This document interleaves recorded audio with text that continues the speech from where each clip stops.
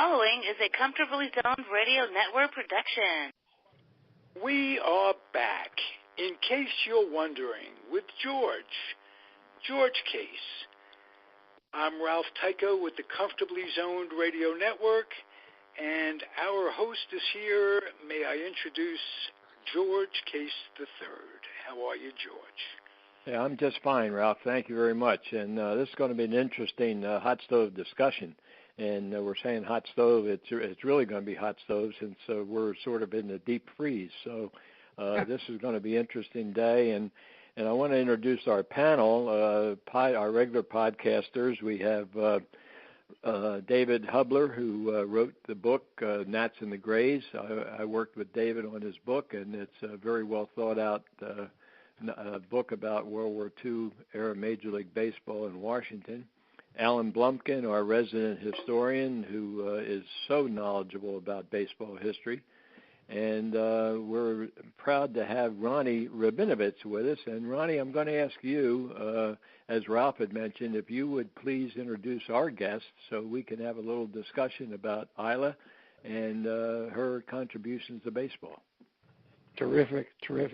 Welcome, Ila. I'm glad that you're with us. Ila Borders is with us. She has an amazing story, and I'm going to let her tell it because I think coming from her, it'll be the best. But she was a left-handed pitcher that pitched in the International League. Is that correct, Ila? Well, there's a bunch of things. So yes. I've pitched everywhere. Right. Welcome. Go ahead. Tell us about you. Well, I grew up playing baseball. I started playing baseball at the age of 5, and I went all the way up the ranks. This was during a time where women were not encouraged, to play baseball. Sure. I am 43 right now, but I went through playing Little League, went all the way through to almost playing in the Little League World Series, struck out 18 out of 18 batters. I was 10 years old, played 3 years in the majors. Played travel ball, Babe Ruth League, Pony Ball League, and then I played high school baseball with the boys. Played 4 years of varsity baseball. I was in the top 12 of ERA and batting average in California, Orange County. Then got recruited and signed with Southern California College. And in California, it's a Division II NAIA school. And got a full-ride scholarship to play 3 years there, and became the first woman to get a win in an NAIA and NCAA game.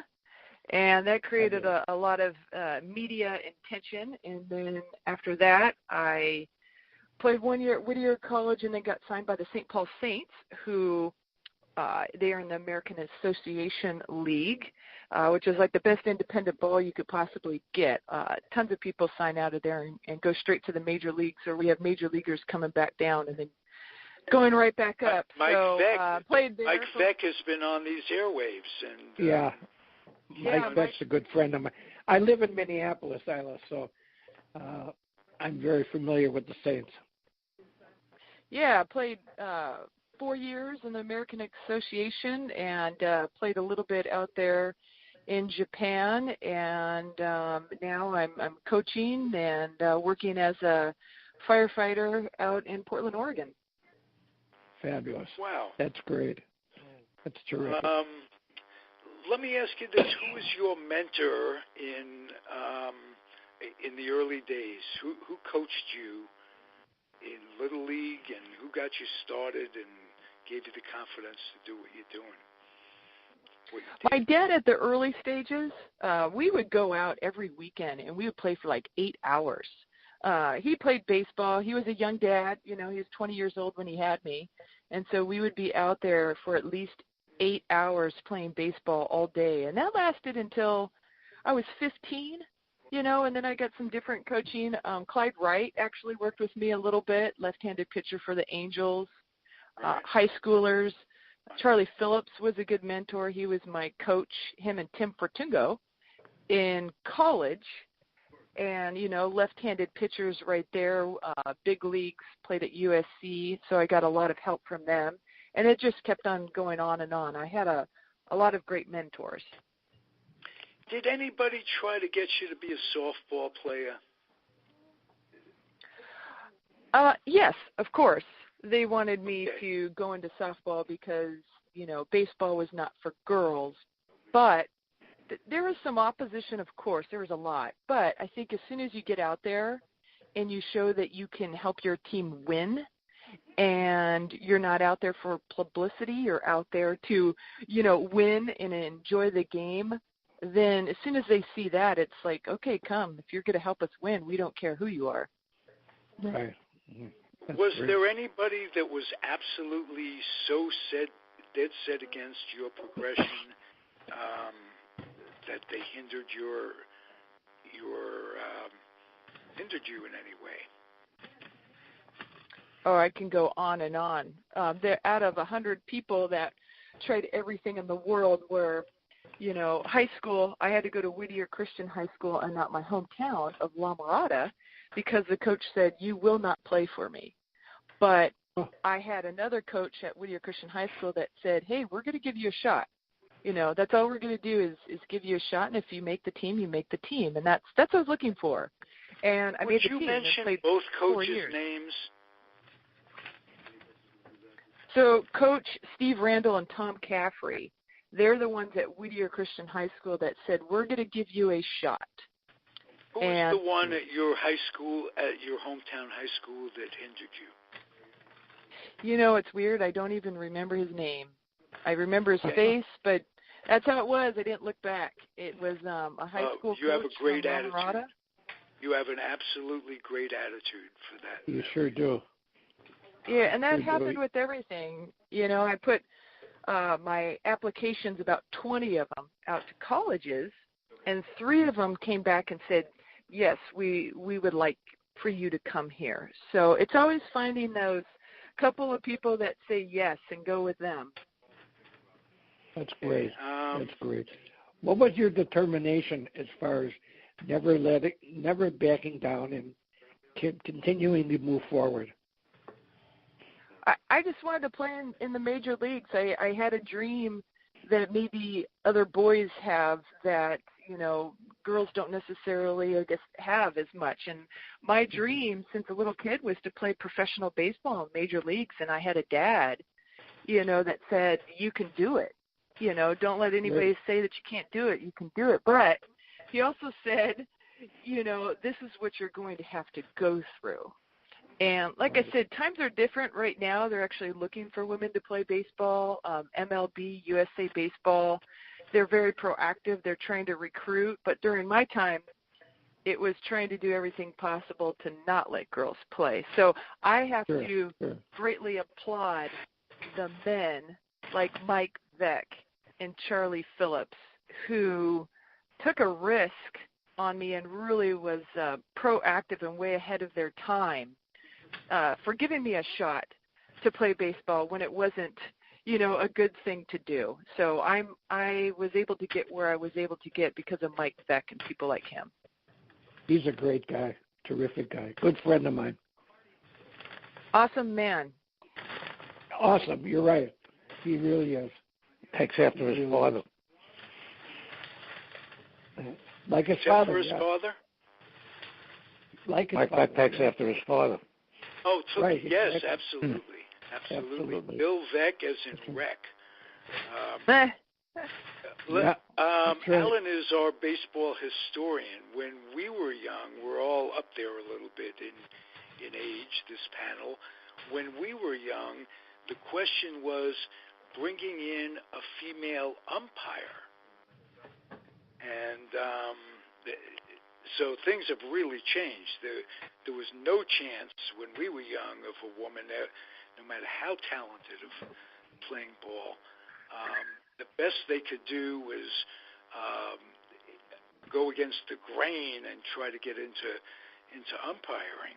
Alan, do you remember those days at all with the first? No, there's somebody at that trial, I think in the 50s, a woman named Bernice Gera, Gera, that they tried to make it as an umpire, and I think she got up to, what then was A ball, You know, it's not the A ball it is today. This was a mid-level minor league at that point, and you know there were objections, and she had to leave. And then that Pam, whatever, I forget her last name, Pam Podesta, Ronnie. Podesta, yeah. I think she got as far as the Coast League, Pacific Coast League. But they did have a female as one of the game officials in one of the football conference championship last week. One of those games last week. I think it was in the Rams Saints game. Yeah, I think baseball's a little behind the ball with that. You know, you have, like you just said, a female referee for football. You have them in the NBA. Yeah. I don't see why, you know, that cannot take place in MLB. But I do think things kind of started the past 4 years. A good friend of mine is Emma Charlesworth, and she was doing single A ball, and she is an umpire. And I try to get out there because she's in Oregon and support her. And there's some women coming up the ranks that I think have a really good shot. And, you know, talking the Northwestern League, am I correct, where you are? Yes, the Hillsboro Hops. Emma was an umpire, and I try to get out there as much as I can and support her. But there's a lot of great women that are coming up the ranks, and they're putting in their time. And hopefully, you know, they will get an opportunity to work in MLB one day or the major leagues. Yeah, and some minor league team in the early 50s tried to sign a female player. Some minor league team, I think it was in Harrisburg, Pennsylvania. And, you know, the opposition, of course, at that time was total, and she was banned. Yeah, where you don't see that in the NFL and NBA. So, like I said, hopefully MLB, you know, I feel like they're trying to catch up a little bit, and they're doing the best they can with putting, you know, women through umpire school. And, you know, anytime you start breaking that glass ceiling or going through stuff, you know, there's going to be some hard knocks. But I do think it's going in the correct direction. Good. Ila, have you considered umpiring as a career after playing? Oh, not at all. Not at all. I absolutely love people, and I like seeing the development of people, and I like coaching. So I've coached for USA Baseball here and there, trying to work with my schedule. I also worked for MLB for a little bit scouting, but then they just put their, you know, they got rid of all their scouts. But it's been a fine line with doing firefighting and traveling and still staying in baseball. But I really like to work with collegiate athletes and developing, you know, their game and going over pitching mechanics and how to just be a pitching coach to that type of level. Wow. Fabulous. We are so happy to have you. David Hubler, talk to this wonderful woman. Yes, I'm curious because I don't remember the league, but I remember, of course, the movie League of Their Own. I'm just wondering if it were possible to resuscitate the Women's Baseball League, would that be enough of an incentive for many of the women who are really good nowadays to play in a league like that, or would you personally prefer that they sort of hold fast and go for the major leagues? No, I think that would be great. You know, we have USA Women's Baseball. The problem is, you know, Japan has a women's professional baseball team, and they only have 4 teams, but they're really able to develop those skills, and that's why they win it every single year. Whereas the United States team, man, we have tremendous amount of talent, but women are from all over the place, and it's, you know, we get together for 10 days, we work out, and then we go to the World Cup.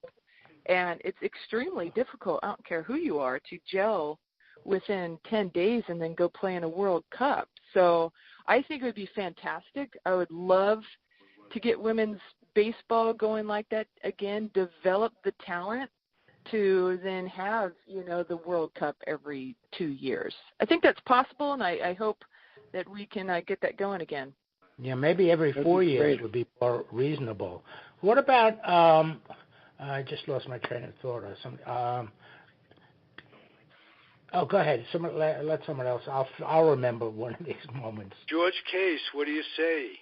Yeah, I was just going to ask Ila a couple of questions. Number one, Ila, it seems to me, and my dad was a Major League Baseball player, so I've been involved in the Major League side of the game. But it seems to me, looking at colleges, the college fast pitch softball for women is so popular, but yet we rarely ever hear anything about women's baseball. So I'm just interested about your opinion on women's college softball, how it really got started, and it's a terrifically popular sport amongst women in the United States today. Oh, I agree. I grew up and my neighbor was Jenny Finch, and I think the world of her. She's a great softball player, great person, and if there's women that want to play softball, then yeah, please, go play softball. It's a fantastic sport. You see in college that people are really getting into it, but I do wish, that they had women's baseball. It needs to be developed, and people keep on going back and forth. Do we create a women's professional baseball league, and grow it that way, or do we have, women's baseball in college, not at all colleges, but something, so that we can develop that talent and then get women's baseball. They are two really completely different sports. You take a college softball player into baseball, there's going to have to be some adjustments. You take a baseball player going to softball, which a good majority of them are, you've got to make some adjustments. So I'm all for college softball, but I do think there should be women's baseball.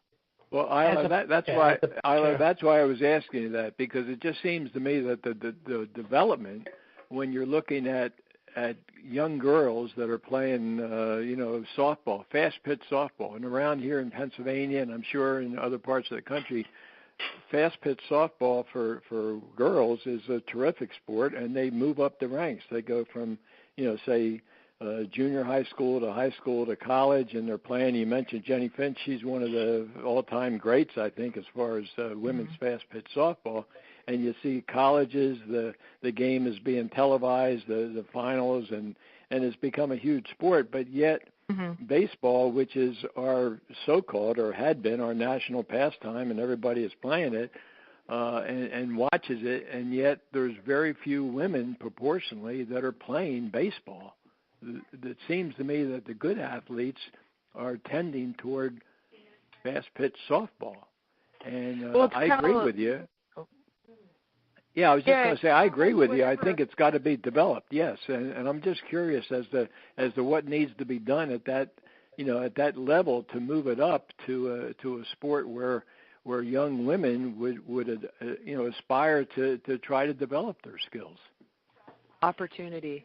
I'll tell you this, because I was on the women's national team and made the team. The good majority of those women were coming from college softball. I mean, a standout star for us is playing shortstop, and she plays at ASU. We had somebody else from, different softball teams that were coming out, and then they make the baseball team. I'll tell you, if any of those girls had a chance to play college baseball or had to pick, they would love to do college baseball, but there's not that opportunity for them. So they do play softball, and then as soon as they're done with softball, they go to the women's national team. So it's just about trying to create more opportunity, and hopefully somehow, some way, we can create that opportunity in college for girls to play baseball. And it's going to have to start real small and then work from there. But let me give you a scenario. It'd be like, taking Serena Williams, who plays tennis, and is a standout person, and say, oh, sorry, you can't play tennis. You have to go play racquetball now. Still an awesome sport. Right. You still have a racket, you still have a ball, but it's a different way to how to go about it, and it just really stinks having to go into a different sport because of being, a girl or a boy. And then also telling those women that there are opportunities to play collegiate baseball, but these are some things that you're going to need to do. These are some things you need to develop, and go from there. Besides baseball and softball, did you play other sports, Ila? Oh, of course. And that's what they teach being a Major League Baseball scout. Look for the athlete. You know, you see so many people that, you know, they play football, they play baseball. I try to tell people that play baseball year-round, don't. Go play a different sport. So, yeah, I played golf, I played basketball, I would ski, baseball. You know, when I got to college, I was a dual athlete. I was going to play basketball and baseball. But time and work and school made it to where I couldn't do two. But I think it's extremely important to play multiple sports. Ila, I have a question that I wanted to follow up from what George Case is asking you. Can you talk a little bit about, you know, you talked about the softball players and the baseball players. It's a different thing. But you as a pitcher, there's a big difference between pitching softball and pitching baseball. Yes. So can you talk a little bit about how you could make an adjustment like that? Did you ever try, you know, underhand versus overhand? No, I can't talk about softball pitching because I haven't even done it once. You know, I grew up playing baseball. You know, my dad played baseball, and I've always been throwing since I was, you know, 5 years old and 10 years old, and I never went to softball. So there was a lot of opposition, obviously, that I can't even really talk about. It was extremely horrific, but I wanted to be a pitcher in Major League Baseball, and that was the only route that I can go, and so that's why I wanted to pitch. And there's, you know, men are physically stronger than women a good majority of the time. I mean, it depends who you are. You know, there could be a 6'7" lady, you know, and a 5'9" guy. I'm just saying the majority. So you do have to work a little bit harder. There's certain things, you know, I was more of a finesse pitcher, hitting spots, getting movement, knowing the game, knowing the run counts. You know, I couldn't just go and blow the ball past somebody and overpower them when I got older. So there's a bunch of things that you need to do as far as, you know, a woman playing college baseball and then playing professional baseball, I think, to be successful. Okay. That's great. Let me check for 1 second. You mentioned your dad's influence. What was your mom's influence on all of this? Had she been an athlete, or was she for your doing this? Tell us about that. Oh, my mother is my best friend. She was a huge support. You know, when my dad and I, when we would go out, she would either go in the outfield and catch fly balls when I would hit and throw them in. You know, she would make sandwiches and go out there with us. She would play catch with my dad. You know, I would play catch with my mom. So she was a swimmer. That was her sport. So she's, you know, she's a tall lady too, and very athletic and extremely supportive. The only thing is, you know, when I would have a game, she wouldn't show up as much because she didn't like to hear people, you know, calling me names or calling her names. It would hurt her. So she kind of wouldn't go to the games. Now my dad would go, and he would be on the right field, you know, foul line or the third base line, so that, you know, he wouldn't get in a fight with people because, you know, they were saying bad names and saying stuff to me. And obviously as a father, you know, you want to stick up for your daughter, but he couldn't. And so she was extremely helpful. So was my dad, and I'm very grateful for that. Well, George, does that story bring back memories in any way? Yeah, it sure does, and I understand completely. We had a discussion a while ago, a couple of times. My dad, being a major league ball player, went to a ball game one time. I'm playing little league ball, and somebody said, "Hey, Case, you'll never be as good as your old man." And my dad was incensed, but you know, he told me I was going to have to be able to handle that. It's just like your father told you you're going to have to handle it because you were going to be subject to a lot of abuse and verbal, you know, taunts. So that's just part of it. I'm also curious, Ila, since we have you, and David, I think, mentioned the League of Her Own. I'm curious if you knew the story about Jackie Mitchell. Yeah, I have heard it. I've heard that it's true, and I've heard it's not true. It keeps on going back and forth. But if that's the case and that's true, then that's awesome. Like I said, at least we're making progress. There have been women that have been playing baseball, and I think the opportunity is finally here where they are seeking out women to play baseball. What is the story? Now that you mention that, and I'm glad you were aware of her name, because that was a Joe Engel promotion back in the 30s, the Chattanooga Lookouts, and he had Jackie Mitchell, left-handed, I believe she was left-handed, a young lady, and she supposedly struck out Babe Ruth and Lou Gehrig, and it was a major promotion. And, it seemed like, in the 30s, and that was way ahead of its time, and now, you come along, 50 years later, and you're really trying to do the same thing, probably with very little, moral support. But this was a promotion that Engel came up with, and whether or not it was scripted, I mean, there is a lot of controversy whether it was set up that way or not. But, it did recognize the abilities of a young woman to play baseball. Yeah, and I think the younger guys coming up, they've been playing with women baseball players more. When I was playing, I was the only girl playing. Now you go to a little league field, there are tons of girls playing baseball. Yes, there are. So it's getting a little bit easier to have a woman go out there and pitch, and hopefully guys can just see it as we love the game. It's not female versus male. It is my team against your team, and we're putting our best foot forward, and we're trying to win. That's great. You said you were a pretty good hitter too.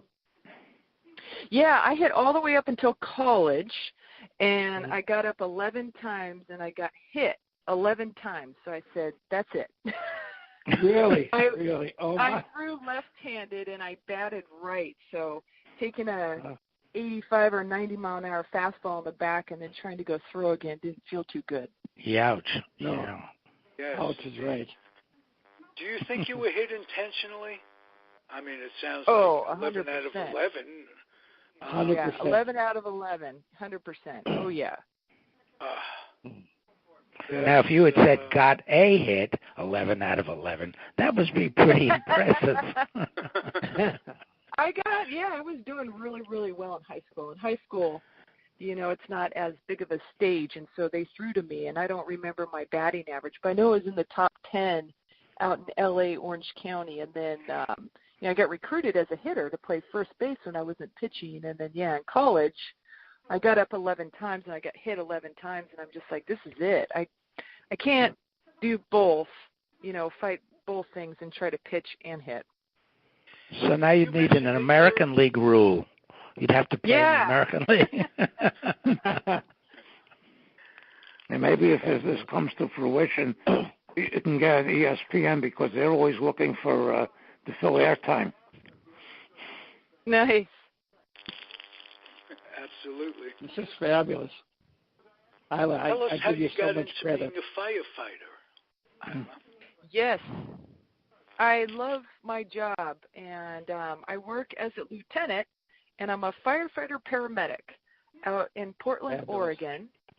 And it's such an easy transition. I've worked with tons of ex-Major League Baseball players that become firefighters, and it's just a really easy path into something that feels comfortable. You're working together as a team. It's a family atmosphere. You're serving the public. You're serving people. I absolutely love people. You're getting paid to help people out, and you have to stay in shape. So there's a lot of similarities between being a professional athlete and being a firefighter. Ila, this past year, being a fire season that you had out there on the West Coast, you must have been extremely busy. Were you also having to travel to various, fire sites to help out? Yeah, being in Portland, Oregon, we had to send a bunch of people down to California So unfortunately, yeah, that devastation down there was horrific. And then the year before that, we had our gorge that caught on fire because of fireworks. So past 2 years have been really, really rough with fires. And like I said, you go in there and it's quite devastating. So hopefully we can get a better handle on that. But we're all trying to come together and figure out a way to, try to minimize that. Well, I think if people would just rake their area, just their front porch and stuff like that, all the fires would be eliminated. I heard that. Yeah, we try to go out there and create, a buffer space. It's just so huge. We just go out there and prep the house and clean the debris and try to move some stuff back and, help people as much as we can. Maybe forest management, I'm not in that, but maybe we can clean that up a little bit more. And sometimes there's just acts of nature you can't control. We have lightning strikes and it starts stuff on fire, and you just try to attack it as early as you can. Well, here in California, we have something called PG&E, and they're the power company. And for years, they've been responsible for a lot of these fires. They're refusing to put underground wires in, and they're a big part of it, but a lot of it is natural disasters and what have you. Tell us about how being a paramed works in. Were you a paramed first, or did you get that training in the fire department? No, I got the training in the fire department, so it's crazy how it works. We have either 3 to 4 people on a fire truck or a fire engine, and we get dispatched to a medical. I'd say 80% of our calls are medical, heart attack, chest pain, diabetic, stroke. And so when we go on that call, I'm the lead because I'm the only medic. So I go out there and I lead that call with EMTs. And then if we get a fire, I sit up front, I'm the lieutenant, and then I lead on a fire. So the fire department has evolved so much where, we do rescues, we do fires, we do wildland fires, we do structure fires, we do, changing smoke detectors, carbon monoxide, hazmat, and EMS. So it's a multiple hat that we have to, put on and take off for different calls. As young as you are being a lieutenant, that's very commendable. How long have you been, after playing ball, how long have you been a firefighter? Oh, 14 years. Oh, okay. 14 years. So you did it while you were playing, in other words? No, I retired, and then I already had my bachelor's degree in kinesiology, and then put myself through a Santa Ana Fire Academy, and awesome academy out in California, and then got picked up. Fabulous. Okay. What do you miss about California living in Oregon? I would surf almost every day. I miss the warm, ocean and being out there and surfing, I grew up in La Mirada, and I would take a bus, drive down Beach Boulevard, hit Huntington Beach, surf, and then come back. And living in Portland, Oregon, I'm a little bit of a baby trying to get out there on the water. It's a little cold for me. Okay. All right. But I miss my community. Let's go around the room and everybody finish up. Let's start with Ronnie Rabinovich. What would you like to talk to Ila about? Ila, what years were you with the Saints? Let's see, 1998 to 98, 99, 2000 to 2000. 90. I'm sorry, 97. Okay. 1997. 97 to 2000. To 2000, yes. Yeah, and that I played 4 years in the Northern League. Have you seen their new stadium? Oh, yes. I've been back multiple times. Like I said, Mike Beck is a really good friend of mine, and it's the best stadium I've ever seen. Just gorgeous. I know. It's just fabulous, yeah. It really is. It's first class all the way. Who were some of your teammates that made it to the big leagues that we might? Chris Coase. I pitched against him. He was the starting catcher for the Philadelphia Phillies when they won the World Series. So pitched against him. Johnny Knott was out there. J.D. Drew, he's been with multiple teams. He was out there. Dwight Smith, John Dittmer. Oh, my gosh, I could go on and on. Like I said, if you talk to people, the American Association, the Northern League, that's like the best independent ball you can get. It really is, yeah. They said it's about AA pitching, AA hitting. They say you could go straight from there and go into AA. So it's a fabulous league. Very grateful, for the support. And, I had a great time. That's great. David Hubler. Yeah, you've whet my appetite. I work for the American Public University System, and I write articles about called Emergency and Disaster Management, and I'd love to speak to you about your firefighting career in Lincoln. So maybe we could set up something separate after this is over. You bet. Thank you for what you're doing too. We are very much prepared out here because of the whole Cascade earthquake that is supposed to come this way. So yes, I've been writing about all that. The time. Yeah, we're very aware out here of that. Okay, when we close it out, everybody stay on the line so we could exchange information along the lines that we're talking about. And before we do close it out, I want George Case to finish it up. Well, I just wanted to mention, Ila, we heard about one you. Second, George. I wanted to finish with you, but Al Blumpkin, is there anything? No, I yield the floor to George. Okay. Well, thank you, Al. You're being very diplomatic. Yeah. I just wanted to mention, Ila, we came upon your name a couple of weeks ago. We were talking with Matt Dahlgren, and Matt told us the story about, I guess, in college, his college coach or your college coach wanted him to evaluate you and your ability, and Matt was very high in his praise, and so that's how we first learned about your background. And I just wanted to ask you, was that when you and Matt were in college together, or was he just helping the team out and you happened to be playing and they wanted to give you a shot? I can't recall right now. That name sounds so familiar. And he was out there and he was helping.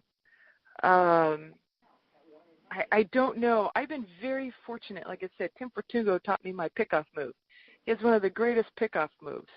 Charlie Phillips played for USC and the Angels. He was my coach in college. I've been very blessed. I've worked with tons of Major League Baseball players who said, hey, you could have made it if you had the opportunity. It just wasn't there, which I'm fine with. It's all about making progress and moving forward. So all I know is that I would not have accomplished what I was able to accomplish without certain men being way ahead of their time and giving me their knowledge and giving me an opportunity. Well, Ila, if you were a pitcher and you were taught a pickoff move, I mean, that's a terrific move especially you said you were left-handed, so I'm probably thinking you learned a slide step or whatever it was to keep the runner closer to the bag, because that's a key element in pitching, is being able to hold that runner to the base. Oh, exactly. I'm working with kids all the time on that, mostly high schoolers, and then you get into the collegiate level, and it's a game changer. So, yeah. Very grateful. I wanted to just mention, I wanted to thank Ronnie for Ila for you coming on, and Ronnie for bringing you on, because this has been a very interesting, look at baseball from a different angle. We talk about Major League Baseball and the great stars and so forth, but to hear, your stories about your baseball career is very interesting, and we really appreciate that opportunity. Thank you. Oh, you bet. And just, women, we love baseball. Absolutely love baseball. So the more involvement we can get, the more the sport's going to grow. That's right. Thank you very much. Get to the Twin Cities, let me know. We're friends on Facebook. Okay? I'd love to have lunch with you. Okay? Fantastic. Thank you for coming on. I appreciate it. You This betcha. was wonderful. All right. Take care, you All guys. right. Thank you. George, take us out. Okay, everybody, this has been another podcast, and in case you're wondering, with George, and we look forward to doing it again next week. It's all about baseball history, and today a little bit about women's baseball. So again, we appreciate your listening to us, and we really love the game. We love to talk about it, and being in the middle of wintertime, hot stove league baseball is what this is all about. So we look forward to doing this again next week, and thank you, everybody. Bye-bye. Bye-bye. Thank you. All right, everybody. Bye-bye. Thanks for listening. Bye. Thank you.